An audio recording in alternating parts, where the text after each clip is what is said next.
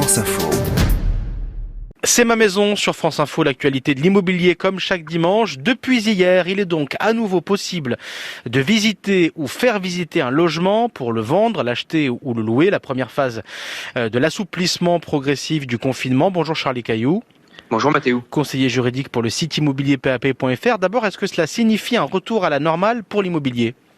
Alors oui et non. Disons que toute la chaîne immobilière est désormais opérationnelle. L'interdiction des visites était le point bloquant depuis le 30 octobre, mais on ne peut pas parler de retour à la normale puisqu'on est toujours confiné et que les visites doivent respecter un protocole sanitaire strict. Et les visites sont autorisées pour les agences immobilières, Charlie, mais aussi pour les propriétaires qui vendent ou louent eux-mêmes leur logement. Alors oui, les agents immobiliers et les propriétaires particuliers sont autorisés à faire ces visites. En revanche, l'autorisation ne vise que l'acquisition ou la location d'une résidence principale. En ce qui concerne l'attestation dérogatoire qui reste en vigueur jusqu'au 15 décembre, il faut cocher la case achat de biens ou de services. On se munit des pièces justificatives. Ça peut être un échange de mails avec le propriétaire ou le bon pour visite avec l'agence.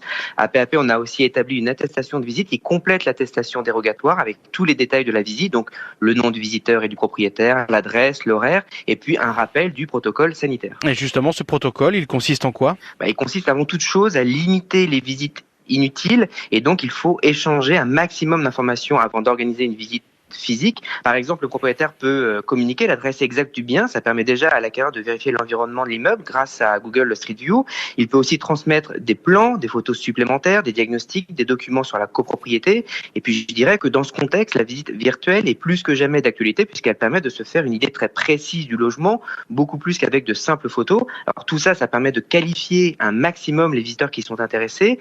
Mais c'est pas tout. Le candidat acquéreur doit également renseigner le propriétaire sur son plan de financement et puis le locataire doit transmettre son dossier par mail. Et pendant la visite, comment est-ce qu'on doit procéder ? Alors ce sont des règles simples et de bon sens pour éviter la transmission aéroportée par contact. Donc on accueille un visiteur à la fois. On bannit donc évidemment les visites groupées. Les visites ne doivent pas dépasser 30 minutes et être limitées à 2 par jour, une le matin et une l'après-midi. Le masque, le gel hydroalcoolique, les règles de distanciation, ça c'est évident.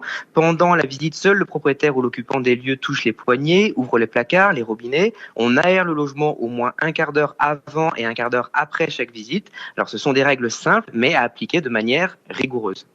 Charlie Cailloux, merci beaucoup. À dimanche prochain pour C'est ma maison.